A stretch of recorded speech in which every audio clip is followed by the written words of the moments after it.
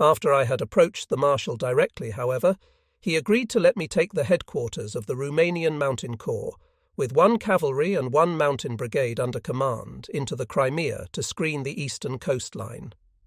Now that 11th Army's mission was reduced to the single aim of conquering the Crimea, however, the Supreme Command became all the more impatient for a corps to be put across the Straits of Kerch towards the Kuban at the earliest possible date. Realizing from this demand how much Hitler was underestimating the enemy, 11th Army felt impelled to point out that the prior conditions for any such operation must be the complete clearance of the Crimea. The enemy would undoubtedly fight to the last for the peninsula and would abandon Odessa rather than Sevastopol.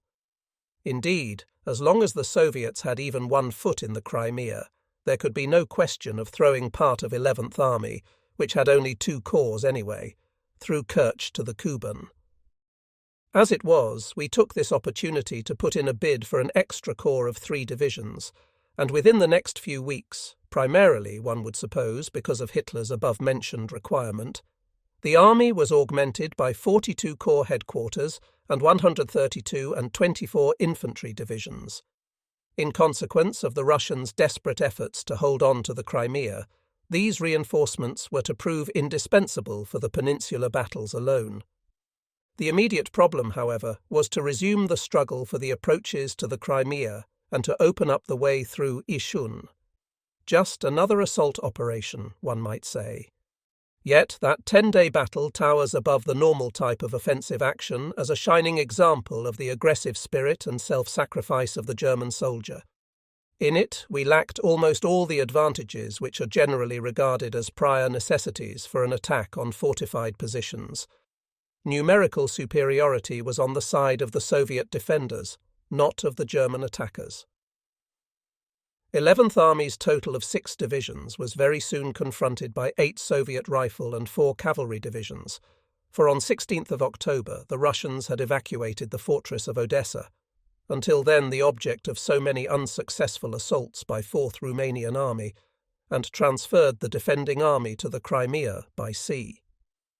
Despite the Luftwaffe's claim to have sunk 32,000 tons of shipping, the bulk of the convoys from Odessa had still made a landfall at Sevastopol or harbours along the west coast of the peninsula.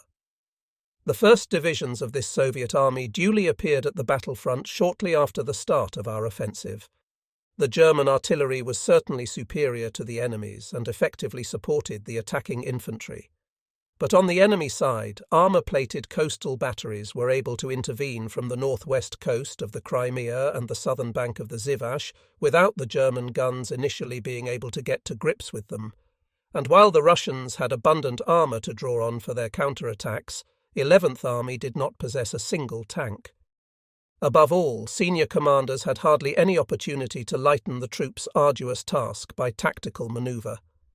In that situation, it was quite impossible to take the enemy by surprise, since all he had to do was to sit in his well-constructed fieldworks and wait for the assault to develop. As had been the case at Perekop, the sea on one side and the Zivash on the other excluded any possibility of outflanking or even enfilading the enemy. On the contrary, it was necessary to carry the attack forward purely frontally along the 3 narrow strips of land into which the isthmus was divided by the lakes lying within it. The breadth of these 3 strips allowed us to commit only the 3 divisions of 54 Corps, 73, 46 and 22, in the first instance, 30 Corps being unable to go in until a certain amount of elbow room had been gained further south. The salt steppes of the isthmus, flat as a pancake and bare of vegetation, offered no cover whatever to the attacker. Yet the air above them was dominated by the Soviet Air Force, whose fighters and fighter bombers dived incessantly on any target they could find. Not only the front-line infantry and field batteries had to dig in, it was even necessary to dig pits for every vehicle and horse behind the battle zone as protection against enemy aircraft. Things got so bad that anti-aircraft batteries no longer dared to fire in case they were immediately wiped out from the air. Not until the last days of the offensive, after Mulders and his fighter group had been called in to assist the army, could the sky be kept clear, and even then only in the hours of daylight. At night time, not even molders could help. Under such combat conditions, and in the face of an opponent who stubbornly defended every inch of ground, the demands made on the attacking troops were bound to be abnormally high, and their losses very considerable. Throughout this period, I was constantly on the road to see for myself how things were going and what assistance could be rendered to the fighting units in their difficult struggle. I was alarmed by the way fighting power deteriorated. The divisions carrying out this tough assignment had already made heavy sacrifices at Perekop or in the Azov battle, and the time came when one wondered whether the struggle for the narrow corridors could possibly succeed, or, assuming that we did manage to break through, whether our forces would still be equal to winning the Crimea from an enemy whose strength was constantly on the increase. By 25th October, the troops seemed too exhausted to go on with the attack. Twice already the commander of one particularly good division had reported that the regiments under his command were at the end of their strength. This was the hour that usually comes sooner or later in such a contest, when the outcome of the battle is on the razor's edge. It was the hour that must show whether the will of the attacker to exert himself to the very limit of physical endurance is stronger than that of the defender to go on resisting. The struggle of deciding whether to call for a last supreme effort, at the risk of having ultimately demanded all that sacrifice in vain, is one that can only be fought out in the heart of the commander concerned. It would be pointless, however, were it not inspired by the confidence of the troops and their determination not to give up the fight. 11th Army was not prepared.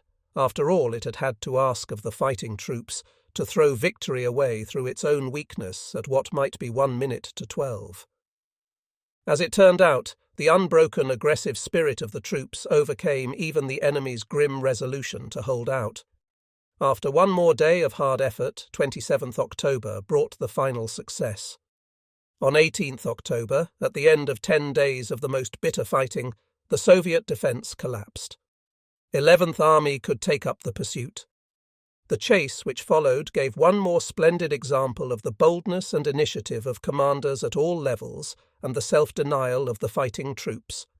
The sight of those regiments, weakened by their heavy losses and well-nigh exhausted by the unprecedented demands of the campaign, yet racing towards the tempting goal of the South Crimean coast, put one in mind of the soldiers of another army who in 1796 stormed the fields of Italy promised them by Napoleon. By 16th November, the furious chase was over, and the whole of the Crimea, except for the fortified area of Sevastopol, was in our hands. The 6 divisions of 11th Army had wiped out the best part of 2 enemy armies, totalling 12 rifle and 4 cavalry divisions. Of his initial strength of around 200,000 men, the enemy had lost over 100,000 as prisoners in the struggle for the 2 necks of land and the pursuit that followed, as well as 700 guns and 160 tanks. What troops had been able to escape across the Straits of Kerch or into Sevastopol were mere debris and without any heavy weapons. The fact that those taking refuge in the fortress could immediately be reformed into proper units was due to the enemy's command of the sea, which enabled him to bring in replacements and stores with a minimum of delay. While the administrative branches of 11th Army HQ moved into Simferopol, the largely Russianized capital of the Crimea lying in beautiful surroundings on the northern edge of the Yaila Mountains, our tactical headquarters went to Zarabus, a sizable village north of the city, where we found very suitable accommodation in one of the new schools built by the Soviets in almost all the bigger country places. I personally lived with the Chief of Staff in the small farmhouse of the fruit-growing collective, where each of us had a modest room to himself. The furniture in my own consisted of a bed, a table and chair, a stool for the wash bowl to stand on, and a few clothes hooks. Naturally, we could have obtained some furniture from Simferopol, but our staff did not believe in indulging in comforts which the ordinary soldier had to do without. Except for 2 brief stays at a command post on the Kerch front and the period in which the tactical headquarters was up in front of Sevastopol, we remained in these unpretentious quarters until August 1942. After the nomadic life we had led to date, it was a complete change for all of us, though not necessarily a welcome one. Whenever a formation staff becomes static, the inevitable result is not only a settled day-to-day routine, but also a return to the paper war. I fought the paper war of that winter in my classroom between two little brick stoves we had built on the Russian pattern, the heating system having naturally been destroyed by the Soviets.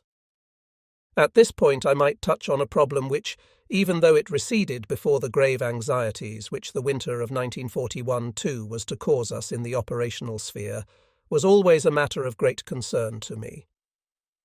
The man who commands an army is also its supreme arbiter, and the hardest task that can ever confront him is the confirmation of a death sentence. On one hand, it is his inexorable duty to maintain discipline and, in the troops' own interest, to inflict severe penalties for delinquency in action. On the other, it is a grim thought to know that one can snuff out a human life by a mere signature. Of course, death claims thousands of victims a day in war, and every soldier expects to have to lay down his life. Yet there is a very big difference between falling honourably in battle and facing the muzzles of one's comrades' rifles to be ignominiously erased from the ranks of the living. When, of course, a soldier had besmirched the honour of the army by some base action or culpably brought about the death of his comrades, there could be no mercy. But there were plenty of other cases caused not by sheer baseness of character, but by some perfectly explainable human lapse. Even so, the court-martial concerned had to pass the death sentence according to the full rigour of military law. In no case involving a death sentence was I ever content to base my final decision on the verbal elucidations of my army judges, admirable men though they were, but I always made a careful study of the files myself. When 2 soldiers in my corps were sentenced to death on the outbreak of war for raping and killing an old woman, they only received their just deserts. A very different case was that of a man who, after winning the Iron Cross in the Polish campaign, had been posted to a strange unit following a spell in hospital. On his very first day there, his whole machine gun crew was killed, whereupon he lost his nerve and fled. By law, it is true, his life was forfeit, but there still seemed grounds in this instance, even though the man had been guilty of cowardice and thereby of endangering unit morale, for applying a different yardstick. As I could not immediately quash the sentence passed by the court-martial, the procedure I adopted in this and other such cases was to consult the man's regimental commander and, subject to the latter's agreement, to suspend the sentence for 4 weeks. If the man redeemed himself in action during this time, I quashed the sentence. If he failed again, it was carried out. Of all the condemned men to whom this probationary period was granted, only 1 went over to the enemy. All the others either proved their worth or died like true soldiers in the heavy fighting in the east. 11th Army's task now was to assault the enemy's last Crimean stronghold, Sevastopol. The sooner this was achieved, the less time the enemy would have to organise his defence, and the greater would be the prospect of success. What was more, it reduced the likelihood of an intervention from the sea. According to our calculations, the necessary troop movements and ammunition dumping would be complete by 27th or 28th November. Consequently, we made this the deadline for the start of the offensive. At this point, the Russian winter overtook us, its impact being all the more devastating by reason of the 2 different forms it took. In the Crimea itself, the rains came, very soon rendering all the unpaved roads there quite unusable. The mainland in the north, on the other hand, was already in the grip of severe frosts, which promptly immobilized 4 of the only 5 railway engines then available south of the Dnieper. In consequence, 11th Army often found its supplies reduced to as little as 1 or 2 trainloads a day. Though there was ice on the Dnieper, it still would not hold, and so far no ice-free bridges existed, and so the preparations for the assault dragged on. Instead of 27th November, the preliminary bombardment could not start until 17th December. At last, after a 3-week delay which was ultimately to prove crucial, 54 and 30 Corps were able to launch their attacks against the northern and southern sectors respectively. Prior to this, however, 11th Army had a difficult decision to make. On 17th of October, the critical turn of events around Rostov, had caused the Army Group to order the immediate handover of 73 and 170 infantry divisions. Despite all our warnings that this would make it impossible to attack Sevastopol, we had only been allowed to keep 170 Division, which was still moving along the coast to join 30 Corps and would not have reached Rostov in time anyway. This concession did not alter the fact that the removal of 73 Division deprived the assault on the northern sector of its necessary reserve element, and we had to make up our minds whether in these circumstances we could afford to attack at all. In the event, we decided to risk it. It is not possible here to describe the course of the attack in detail. The first task was to drive the enemy, by a surprise thrust from the east, from his forward area between the Kacha and Belbek, and at the same time to capture his strong points in the Belbek Valley and along its southern elevation. Thereupon, the assault would be carried forward through the actual fortress glacis south of the Belbek right up to Severnaya Bay. The main responsibility for the success of this battle lay with the valiant 22 Lower Saxon Infantry Division, under its outstanding commander, Lieutenant General Wolfe. It cleared the forward area between the Kacha and Belbek of the enemy, stormed the heights south of the Belbek Valley with 132 Infantry Division, and drove into the fortified zone proper to the south of the latter. But the spearhead of the attack was steadily narrowing, as 50 and 24 infantry divisions, whose task was to advance towards Severnaya Bay from the east, were not making any real progress in the difficult mountain country, parts of which were overgrown with almost impenetrable bush. The heavy fighting for the pillboxes, which the enemy defended with stubborn determination, was sapping the strength of our troops, and the severe cold to which they were henceforth exposed taxed their energies to the utmost. Nevertheless, in the last few days of December, the struggle having continued all through Christmas, the tip of the spearhead drew near to Fort Stalin, the capture of which would at least have given our artillery visual command of Severnaya Bay. All we needed now were fresh troops, and the drive to the bay was bound to succeed. But these were just what we had lacked since handing over 73 Division, and not even by drastically packing the assault divisions into the spearhead of the attack could we make good the loss. Such was the situation when the Soviet landings struck, first at Kerch and then at Feodosia. The threat was a deadly one, coming as it did at the very moment when the entire forces of the army, except for one German division and 2 Romanian brigades, were in action around Sevastopol. It was clear that we should have to throw forces from Sevastopol to the threatened points with the utmost speed.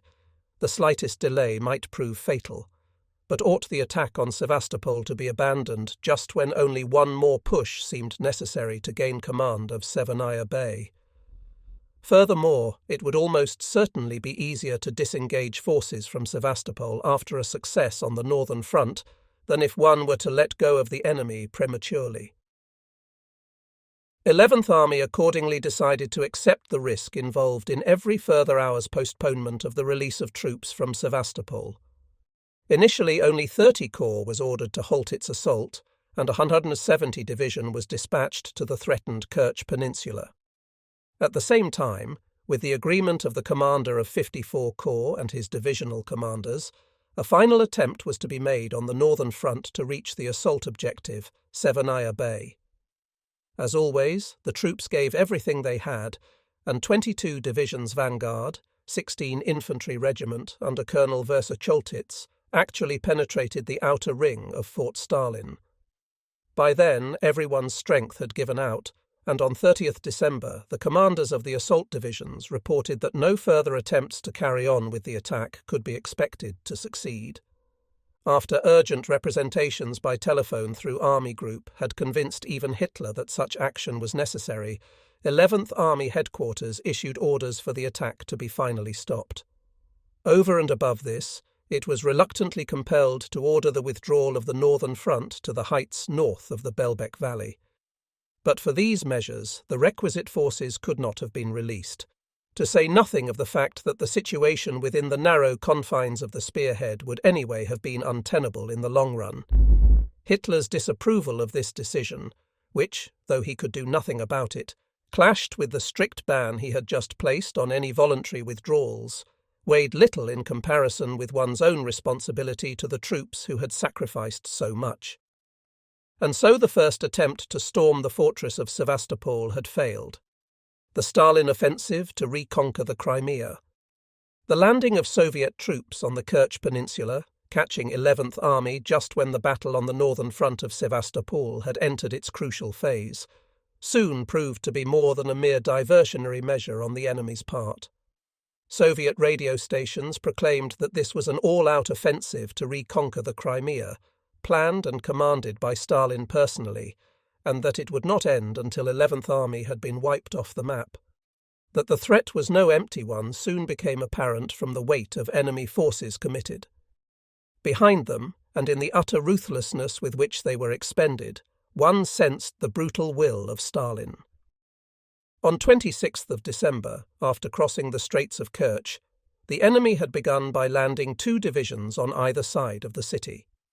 Smaller landings followed on the northern coast of the peninsula. The position of 42 Corps, General Count Sponek, which depended solely on 46 Infantry Division for the defence of the peninsula, was certainly not an enviable one. Count Sponek accordingly requested permission to evacuate the peninsula in the hope that it could be sealed off at Parpash. 11th Army did not agree with him, for if the enemy succeeded in establishing a firm footing at Kerch, the upshot would be a second front in the Crimea, and an extremely dangerous situation for the entire army as long as Sevastopol remained untaken. Consequently, we ordered 42 Corps to strike while the enemy was still off balance after his landing and to hurl him back into the sea.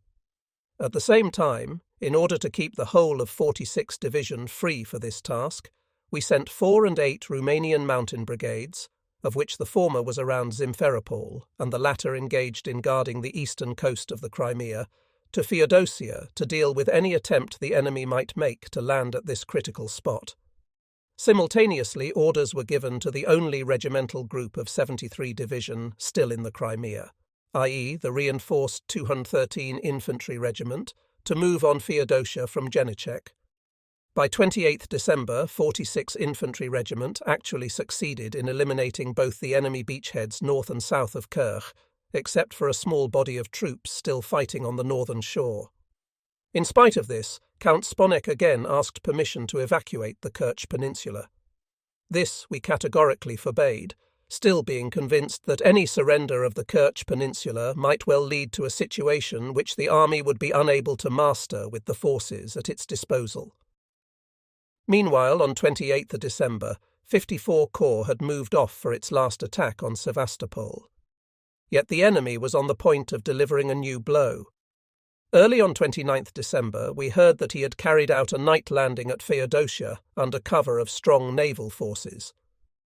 Our own weak forces there, 1 engineer battalion, anti-tank troops and some coastal batteries, the Romanians not having started to arrive until the following morning, had been unable to stop the landing.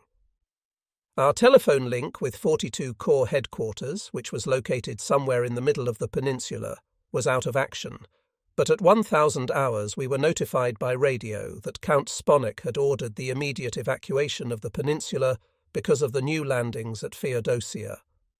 Though we immediately issued a countermand, it was never picked up by 42 Corps signals. While fully appreciating the Corps' anxiety not to be cut off by the enemy at Feodosia, we still did not believe that the situation would in any way be improved by a headlong withdrawal. Simultaneously with countermanding the evacuation of the Kerch Peninsula, 11th Army ordered the Romanian Mountain Corps to throw the enemy forces disembarked at Feodosia straight back into the sea with the help of the 2 brigades mentioned earlier and a Romanian motorized regiment now in the process of moving up. Although we had no illusions about the offensive capacity of these Romanian formations, the enemy could still not be present at Feodosia in any real strength, and if we struck with real determination, it should be possible to catch him at a disadvantage. At the worst, we felt, the Romanians would manage to contain the enemy in a narrow beachhead around Feodosia until German troops could get there. Development of the situation on the Kerch Peninsula. Even this hope was to prove illusory, however. Far from carrying home its attack on Feodosia, the Romanian Mountain Corps actually allowed a handful of Soviet tanks to push it right back to a point east of Stary Krim. By a series of forced marches, 46th Infantry Division did in fact reach the narrow stretch of land at Parpash. In doing so, however, it had to abandon most of its guns on the ice-covered roads, and its troops arrived in a state of complete exhaustion. From the small beachhead still in his hands north of Kirch, the enemy was immediately able to take up the pursuit, the speed with which his reinforcements arrived being due to the freezing over of the straits. Had the Soviet commander pressed home his advantage properly by pursuing 46th Division really hard from Kirch and thrusting relentlessly after the Romanians as they fell back from Feodosia, the fate of the entire 11th Army would have been at stake. As it happened, he did not know when to take time by the forelock. Either he did not realize what a chance he had, or else he did not venture to seize it. And so it was possible, with the help of an exhausted 46th Division, 213 Infantry Regiment, which had meanwhile arrived from Genicec, and the Romanians, to build up a protective front, albeit a perilously thin one, between the northern slopes of the Yaila Mountains near Stary Krim and the Zivash west of Akhmonai. In order to stiffen the Romanian troops and safeguard their heavy weapons, all available German officers and men, including those who could be spared from 11th Army headquarters, were attached to Romanian units. By 15th January 30 and 42, corps were ready to counterattack on the Feodosia front. The decision to risk this attack was a hard one, for it had to be launched with 3.5 weakened German divisions and a Romanian mountain brigade against an opponent whose strength had meanwhile increased to 8 divisions and 1 brigade. The enemy, moreover, had a limited number of tanks at his disposal, whereas we had none at all. The support of the Luftwaffe was more than doubtful, since bad weather had prevented it from flying any sorties against Feodosia for the last few days. Nevertheless, we had to take the chance and attack. Thanks to the bravery of the troops, the attack succeeded, and by 18th of January, Feodosia was ours. In addition to 6,700 dead, the enemy had lost 10,000 prisoners, 177 guns, and 85 tanks. It now emerged that the Luftwaffe had still done a good job in Feodosia harbour, in spite of the bad flying conditions, and had sunk a number of transport vessels. Our success at Feodosia naturally led us to consider the possibility of immediately exploiting it to get the Soviet armies right out of the Kerch Peninsula. But desirable though this would have been, 11th Army decided, after careful reflection, that it could not be done with the resources available, especially now that a tank battalion and 2 bomber wings originally promised to us, the very forces we should have needed for the task in question, had to go to the Army Group. 11th Army thus had to dispense with any sweeping exploitation of its achievements at Feodosia and to content itself with throwing the enemy back as far as the Parpach bottleneck, where the Kerch Peninsula could be sealed off between the Black Sea and the Sea of Azov. There was certainly nothing pusillanimous about this decision. We simply realized that after everything the troops had gone through to date, it might cause very serious reverses to demand too much of them now. Even though the recapture of Feodosia and the sealing off of the Kerch Peninsula at Parpach had temporarily banished a mortal danger, we did not let that lull us into a false sense of security. At that particular time, the enemy was striving everywhere on the Eastern Front to make good his defeats of the previous summer and to regain the initiative. Why should he make an exception of the Crimea, where his mastery of the sea offered him such exceptionally good prospects? Success here could have decisive repercussions on the entire situation in the East, politically with regard to Turkey and economically through the recovery of a base for air operations against the Romanian oil fields. Another point to consider was that Soviet propaganda had linked the offensive against the Crimea so closely with the name of Stalin that it was most unlikely to be called off. And sure enough, we soon discovered that the enemy was pushing reinforcements across to Kerch. Having possession of the frozen straits, he could put up with the loss of the port of Feodosia. Air photography continually showed the enemy to be concentrated in strength in his Black Sea harbours and the airfields in the area north of the Caucasus, and as early as 29th January, intelligence estimates of his strength on the Parpech front amounted to more than 9 divisions, 2 rifle brigade groups, and 2 independent tank brigades. The Sevastopol front was also livening up again, particularly where the artillery was concerned. After weeks of outward calm that were really loaded with tension, the enemy finally launched his big offensive on 27th of February. The heavy battles that followed on both the Parpech and Sevastopol fronts continued with unremitting violence until 3rd March. Then on both sides a period of exhaustion ensued. On the Parpech front, we had eventually succeeded in containing the enemy breakthrough in the northern sector by making effective use of the marshlands there. Although the front was now a continuous one, however, it did recede quite a long way west in its northern part. On 13th March, the enemy began another mass attack, this time with 8 rifle divisions and 2 independent armoured brigades up. While we were able to knock out 136 tanks in the first 3 days, a number of crises developed. The bitterness of the fighting may be judged from the fact that the regiments of 46th Division, which bore the main brunt of the assault on this occasion, had to beat off anything from 10 to 22 attacks between them during the same 3 days.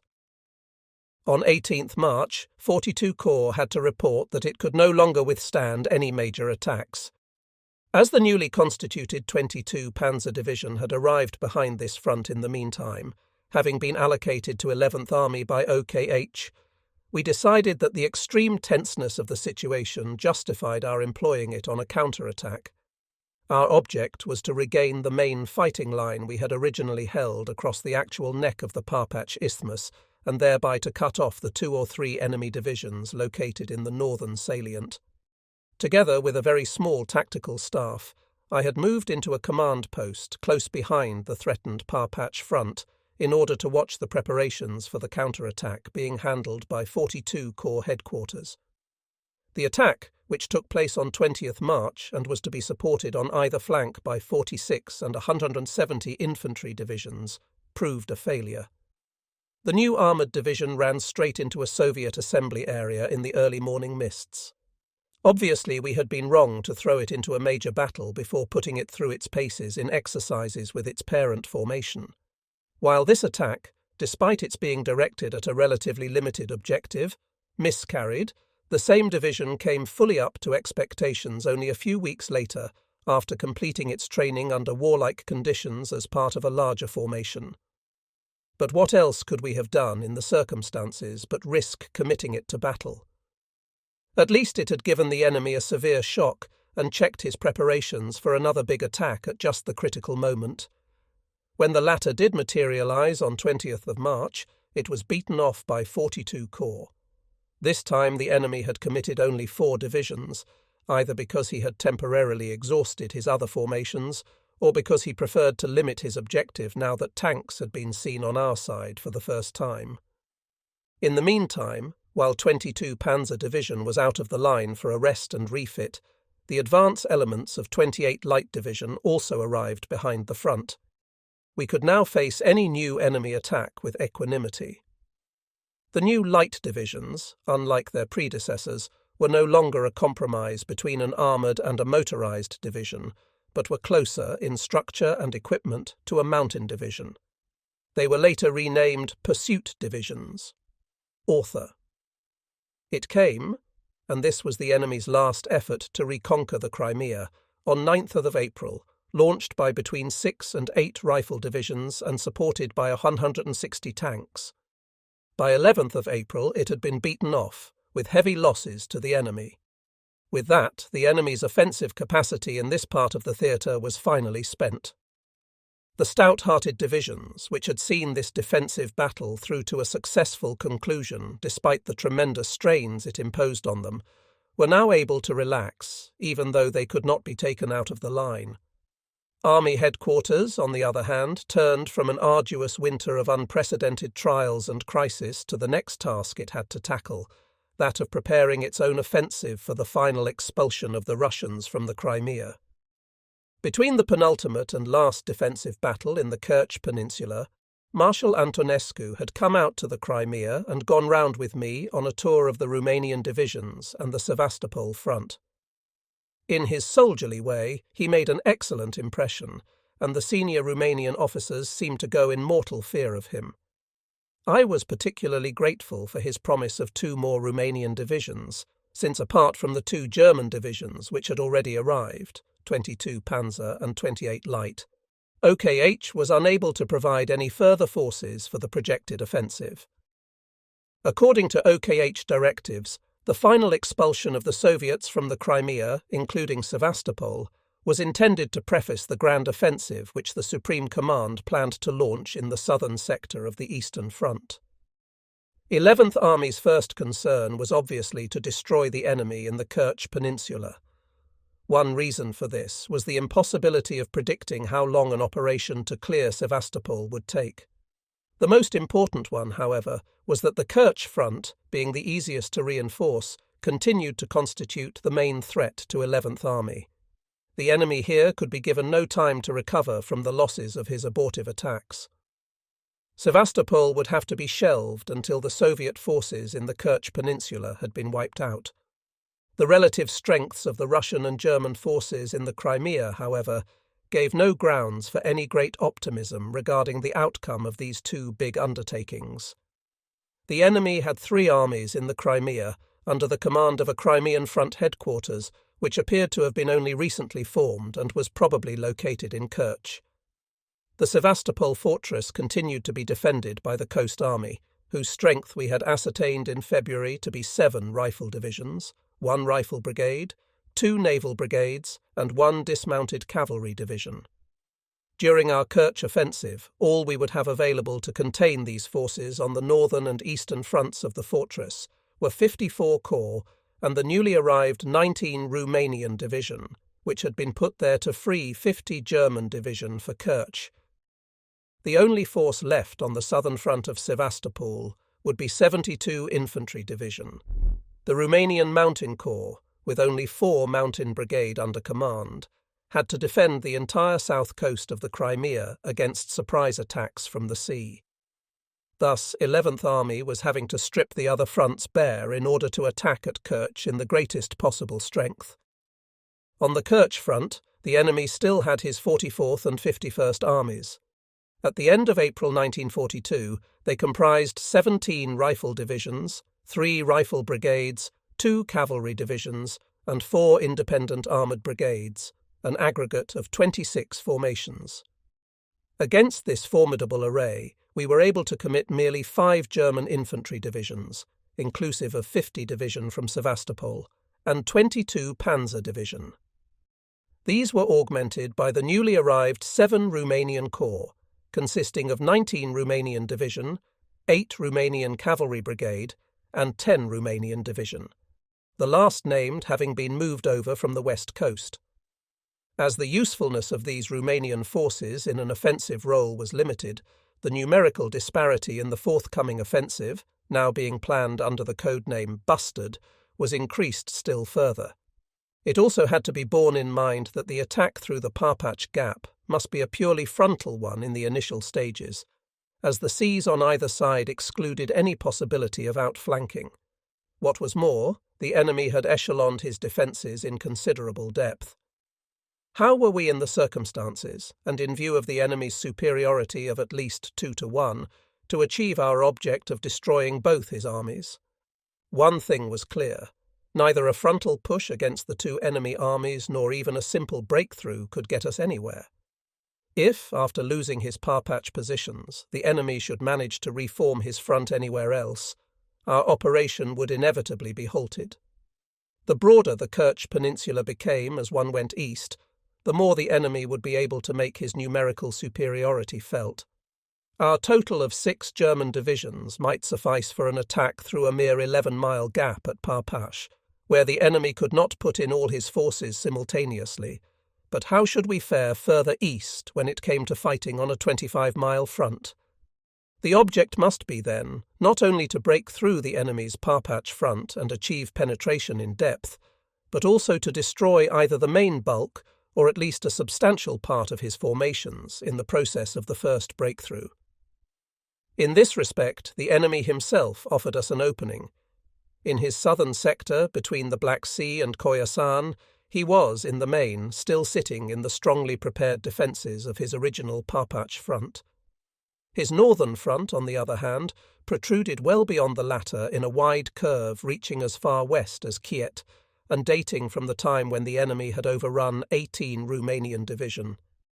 That the Soviet commander had considered the likelihood of our trying to cut off this bulge was clear from the way he had distributed his troops.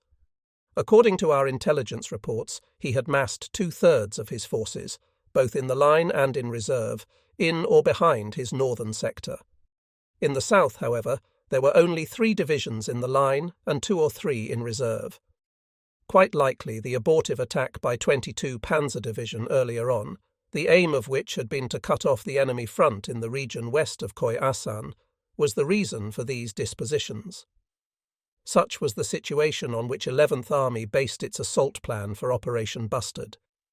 We intended to make our decisive thrust not immediately in the area where the front protruded west, but down in the southern sector, along the Black Sea coast. In other words, in the place where the enemy would be least expecting it. This task was to devolve on 30 corps, composed of 28 light, 132 and 50 infantry, and 22 panzer divisions.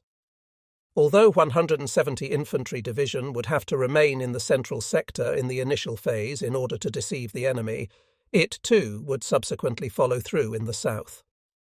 The plan was that 30 corps should break through the Parpach positions with 3 divisions up and exploit over the deep anti-tank ditch in an eastward direction to enable 22 Panzer Division to cross this obstacle.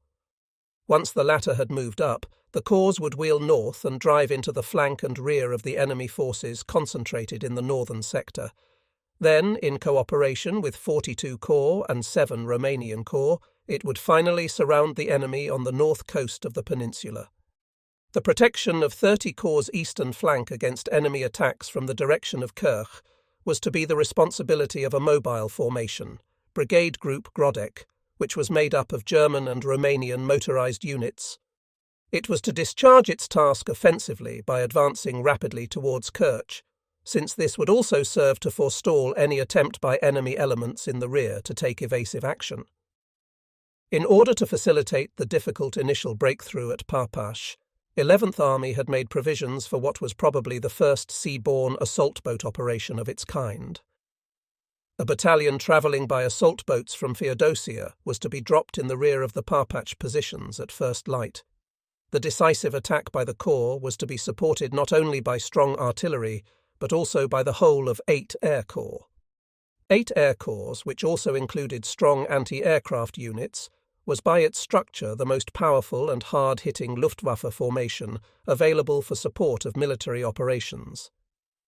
Its commanding general, Baron Verser Richthofen, was certainly the most outstanding Luftwaffe leader we had in World War II. He made immense demands on the units under his command, but always went up himself to supervise any important attack they made. Furthermore, one was constantly meeting him at the front, where he would visit the most forward units to weigh up the possibilities of giving air support to ground operations. We always got on extremely well together, both at 11th Army and later on at Southern Army Group. I remember Verser Richthofen's achievements and those of his Air Corps with the utmost admiration and gratitude. On the rest of the Parpach front, 42 Corps and 7 Romanian Corps had the task of simulating an attack in order to pin the enemy down. As soon as a breakthrough had been effected in the south, they were both to join in the main assault. The success of the operation depended on 2 things. The first was our ability to keep the enemy thinking that our decisive attack would come in the north until it was too late for him to back out of the trap or throw his reserves into the southern sector. The second was the speed with which 30 Corps, and in particular 22 Panzer Division, carried out the northward thrust. The first of these requirements was achieved by extensive deception tactics. Apart from wireless deception, these involved laying on a sham artillery preparation in the central and northern sectors and moving troops around in the same area. Apparently they were entirely successful, as the bulk of the enemy's reserves remained behind his northern wing until it was too late for them to move. Immediately before the offensive began, we lost our highly experienced Chief of Staff, General Wöhler, who had been such an invaluable support in the difficult days of the previous winter, and played a leading role in the preparation of Bustard. Both of us found it particularly hard to part, just as we had at last gained the initiative ourselves. However, Wöhler had been appointed Chief of Staff of Central Army Group, and I obviously could not put anything in the way of his advancement. Wöhler's successor was General Schulz, who was also to prove a sound counsellor and friend. He was an inestimable help to me in the most difficult phases of the 1943 winter campaign, and throughout the time we were fighting to save Sixth Army. Apart from being a man of great personal courage, he had nerves of steel and a special awareness of the privations and needs of the fighting troops, as well as a most equable nature. Already, as Chief of Staff of a corps, he had won the Knight's Cross in a most difficult situation. Later, as a corps commander in Southern Army Group, he was to prove a tower of strength. On 8th May, 11th Army moved off on Operation Bustard. 30 Corps was able to cross the anti-tank obstacle and penetrate the enemy's most forward positions, and the assault boat expedition, by virtue of the surprise it achieved, had rendered considerable assistance to our right wing in its advance along the coast. Nevertheless, it was no easy battle. The ground gained on the far side of the ditch was not sufficient for the armoured division to be moved over, and the subsequent attack by 42 Corps only progressed with difficulty. Nevertheless, we had already engaged 10 enemy divisions and shattered the enemy's southern wing, and there was no indication that his reserves had moved away from the northern wing. It was not possible to bring up and deploy 22 Panzer Division until 9th of May, and before swinging north it had to fight off a strong tank attack. Then rain set in and continued all night, making it well nigh impossible for the Luftwaffe's close support units to cooperate, or for the tanks to make any headway on the morning of 10th May. Though the weather cleared in the afternoon, the 24-hour time lag was liable to be our undoing in an operation so dependent on speed of movement. It was consoling to know that before the rain started, Brigade Group Grodek had been able to move swiftly east, a fact which subsequently enabled it to frustrate every enemy attempt to form a front further back. Evidently, the enemy had not anticipated such a bold drive into the depths of his communications zone. Unluckily, the valiant brigade commander, Colonel Wies Grodek, was severely wounded in the course of the operation and died soon afterwards. From 11th May onwards, the operations proceeded without any serious hold-up. 22 Panzer Division got through to the coast in the north, bottling up some 8 enemy divisions as it went, and the army was able to give the order for the pursuit to start. The troops, Romanians included, strained every nerve to carry it through successfully, and by 16th May, Kerch had fallen to 170 Division and 213 Regiment. Even then, a great deal more heavy fighting was needed to mop up the enemy remnants which had trickled back to the east coast. Before the attack was launched, I had once again moved into a command post close behind the front, and now I was out all day long visiting divisional staffs and the front-line troops. For a soldier, there was something unforgettable about this tempestuous chase. All the roads were littered with enemy vehicles, tanks and guns, and one kept passing long processions of prisoners. The view from a hill near Kerch, where I had a rendezvous with General Verser Richthofen, was quite breathtaking. Down below us, bathed in glorious sunshine, lay the Straits of Kerch, the goal we had dreamt of for so long. From the beach in front of us, which was crammed with Soviet vehicles of every possible description, enemy motor torpedo boats made repeated attempts to pick up Soviet personnel, but they were driven off every time by our own gunfire. In order to spare our infantry any further sacrifices and bring about the surrender of the enemy elements still fighting back desperately along the coast itself, we had a mass artillery barrage laid down on these last pockets of resistance. By 18th May, the Battle of the Kerch Peninsula was over. Only small groups of the enemy continued to hold out in subterranean caves around Kerch for weeks to come under the pressure of a few fanatical commissars. According to the returns sent in, some 170,000 prisoners, 1,133 guns and 258 tanks had fallen into our hands. 5 German infantry divisions and 1 armoured, together with 2 Romanian infantry divisions and 1 cavalry brigade, had annihilated 2 whole Soviet armies of 26 formations. Only negligible elements of the enemy had escaped across the Straits of Kerch to the Taman Peninsula. A true battle of annihilation had been fought to a victorious finish. 11th Army still faced the hardest task of all, the conquest of Sevastopol. I had already apprised Hitler of our intentions regarding the assault on the fortress during a visit to his headquarters in mid-April. It was the first time I had met him since submitting my views to him on the conduct of the offensive in the West in February 1940. Even at this second meeting, I had the impression that he was not only extremely well informed on every detail of the battles fought to date, but also thoroughly appreciated the operational arguments expounded to him. He listened attentively to what I had to say, and fully agreed with 11th Army's view on the way to conduct both the Kerch offensive and the assault on Sevastopol. He made not the least effort to interfere in our plans, or, as was so often the case later on, to ramble off into endless recitations of production figures. One vital question was not discussed on that occasion, however, whether, in view of the offensive planned in the Ukraine, it was right to commit the whole of 11th Army to an attack on the powerful Sevastopol fortress for a period that could not be predetermined with any real certainty, particularly now that the victory on the Kerch Peninsula had removed the threat in the Crimea. The settlement of this problem was clearly a matter for the Supreme Command, not for our own headquarters. Speaking for myself, I believed at the time, and still do today, that the decision to make 11th Army take Sevastopol first was the correct one. Had we continued merely to invest the fortress, a good 3 or 4 German divisions, plus the Romanian forces, in other words, half 11th Army, would have continued to be tied up in the Crimea. What was undoubtedly a mistake, however, was the Supreme Command's decision, after Sevastopol's timely fall, to withdraw 11th Army from the southern wing of the Eastern Front for use at Leningrad and for patching up gaps in the line. After the fall of Sevastopol, this army ought, as originally planned, to have been taken across the Straits of Kerch to the Kuban to intercept the enemy forces falling back on the Caucasus from the lower Don before Army Group A. Had the time factor not permitted this, it should at any rate have been taken into reserve behind the southern wing. The Stalingrad tragedy might then have been averted. Immediately after the Kerch operation, 11th Army began regrouping for the assault on Sevastopol. 42 Corps was made responsible for safeguarding the Kerch Peninsula and the south coast of the Crimea.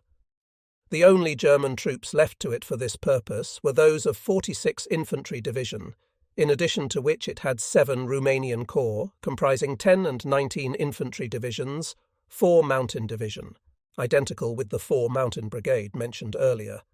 The Romanians had changed the designation of these mountain brigades without in fact increasing their strength to that of a division, TRA and 8 Cavalry Brigade. All other forces were forthwith dispatched to Sevastopol. Tetu Panzer Division had to be handed over to Southern Army Group. Author. There could be no shadow of doubt that the assault on the fortress would be even tougher than that of the previous December, the enemy having had half a year in which to tighten up his fortifications, bring his manpower up to strength and stock up with stores from across the sea. The strength of the Sevastopol fortress consisted less in up-to-date fortifications, though a certain number of these did exist, than in the extraordinary difficulty of the ground, which was dotted with innumerable smaller defence installations. These formed a thick network covering the entire area from the Belbek Valley to the Black Sea coast. The whole of the ground between the Belbek Valley and Severnaya Bay in particular constituted a strongly developed fortress belt. The northern front ran south of the Belbek, though north of this too, the enemy had an extensive strong point around and northwards of the locality of Lyubimovka. The valley itself and the slopes rising away to the south were enfiladed by a 30.5 scimitars. Battery housed in a thoroughly up-to-date armoured emplacement, known to us as Maxim Gorky the Fee. The slopes themselves were covered by a thick net of fieldworks 1 mile deep, some of which were concreted.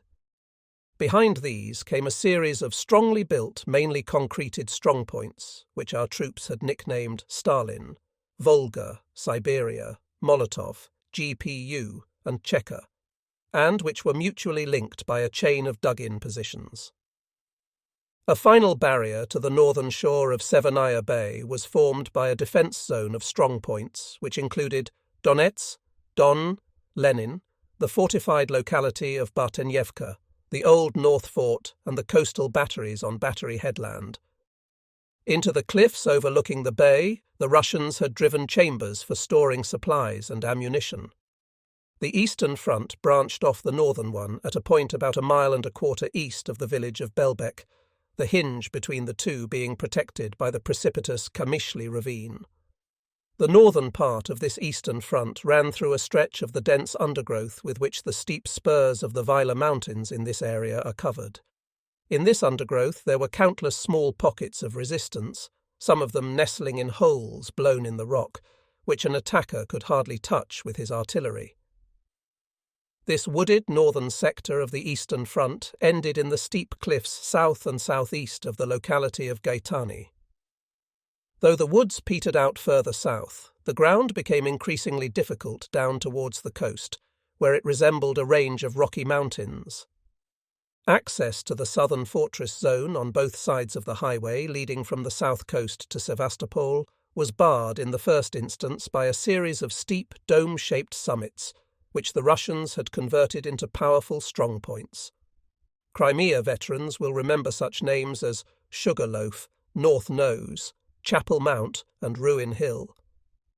Then came the strongly defended village of Kamari, and finally the rocky massif northeast of the Bay of Balaclava.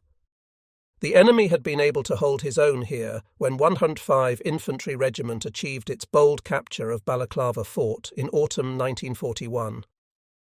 Penetration of this chain of fortified summits and cliffs was rendered all the more difficult by the fact that one hill always flanked the next. Behind this forward defence zone in the south, north of the road from Sevastopol, rose the massif of the Feyukini Heights, which was extended southwards to the coastal range by strongpoints like Eagle's Perch and the fortified village of Kardikovka. All these formed a sort of foreground to the strongest of the enemy's fortifications, which were established along the Zapun Heights. The latter are a range of hills with steep eastern slopes, beginning at the cliffs of Inkerman and dominating the valley of the Chornaya down to the south of Gaetani. There they turn southwest to bar the road to Sevastopol, and finally link up with the sea through Windmill Hill, the western spur of the coastal range. The Zapun position, by virtue of its sharp drops and possibilities for mutual flanking fire, is extremely difficult for infantry to attack, and artillery observers up there command the entire fortress area as far as the eye can see. These heights, incidentally, were the line held by the Western powers during the Crimean War to cover the rear of their attack on Sevastopol against the Russians' idle relieving army. But even when he had taken this commanding position, the attacker's troubles were still not over. Ranged along the coast were the coastal batteries, including Maxim Gorky II in its armoured emplacement. There was also a wide semicircle of continuous defences round the city itself, beginning at Inkerman on Severnaya Bay and rejoining the latter by Streletskaya Bay. It was composed of an anti-tank ditch, a barbed wire obstacle and numerous pillboxes, and included the British Crimean War Cemetery southeast of Sevastopol, which the Russians had converted into a strong battery emplacement. Finally, there were a line of fortifications running hard along the periphery of the city, and also several traverses screening the peninsula of Chersones towards the east. The Russians have always been known for their skill in laying out and camouflaging field defences, and at Sevastopol they had the added advantage of holding a stretch of country which offered them excellent opportunities for flanking fire. The rocky nature of the ground, moreover, made it possible to keep the cover for guns and mortars so narrow that they could practically only be destroyed by direct hits. And since we were dealing with Russians, it was a matter of course that extensive minefields had been laid not only along the front of the various defence zones, but also right inside them. When considering how the assault on the fortress area should be conducted, 11th Army arrived at essentially the same conclusions as it had done the previous winter. We could not entertain any idea of using the central portion of the siege front for a decisive operation, because artillery and air support, our two main trumps, could never become entirely effective in the wooded area there, and our losses would be far too great. We thus had no choice but to attack once again from the north and northeast and in the south of the eastern sector.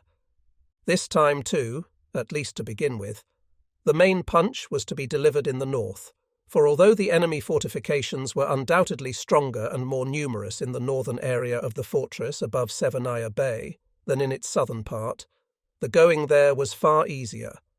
Above all, the artillery and Luftwaffe could be used to infinitely greater effect in the north than in the hilly country of the southern sector. Of course, there still had to be an attack in the south as well. For one thing, it was important to split the enemy's defence by attacking from several sides at once. For another, he must be expected to hold out in the city itself and on the Chersonis headland, even after losing the fortified area north of Severnaya Bay.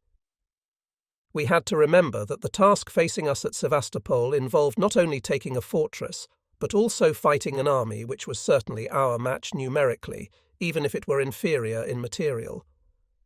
According to the data available to 11th Army, the order of battle of the troops in the fortress at that time was as follows: HQ Coast Army, General Petrov, 2, 25, 95, 172, 345, 386 and 388 Rifle Divisions, 40 Dismounted Cavalry Division, and 7, 8 and 79 Marine Brigades.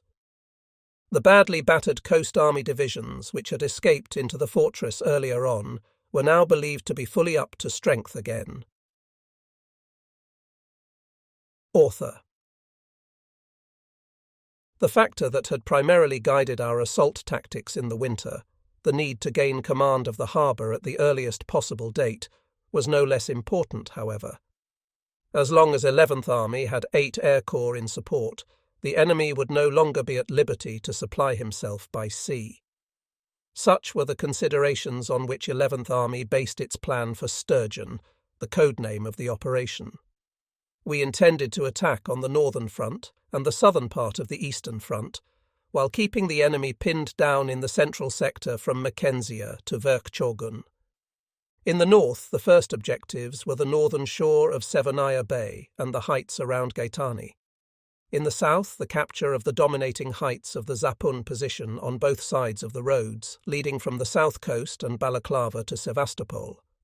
The attack in the north was to be carried out by 54 Corps, comprising 22, 24, 50 and 132 infantry divisions, commanded by Generals Wolfe, Baron versus Tetau, Schmidt and Lindemann, and a reinforced 213 infantry regiment. The Corps' orders were to keep its forces rigidly concentrated in the main direction of assault on the high ground north of the eastern part of Severnaya Bay.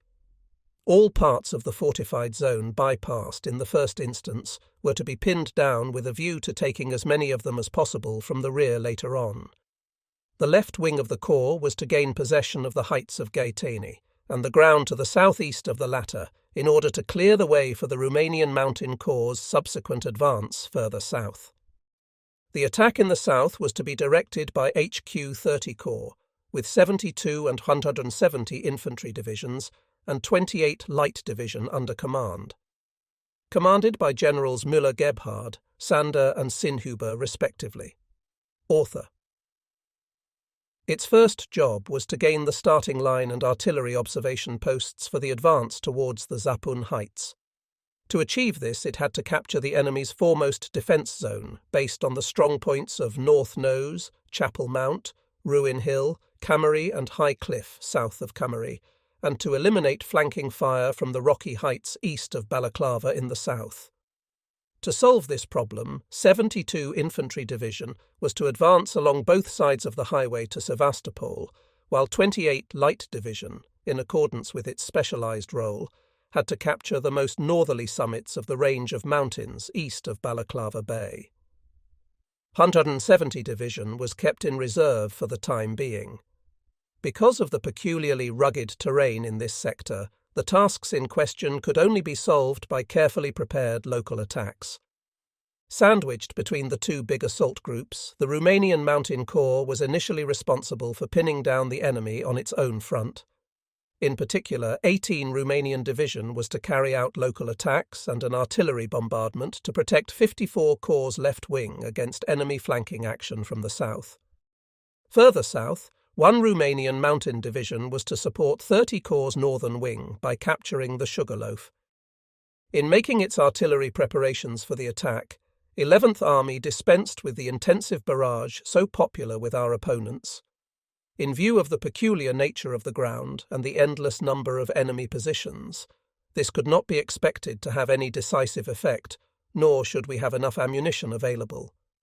Instead, the preparations would start 5 days before the infantry assault, beginning with an air attack and all-out artillery strafe against supply lines and points where enemy reserves were known to be concentrated.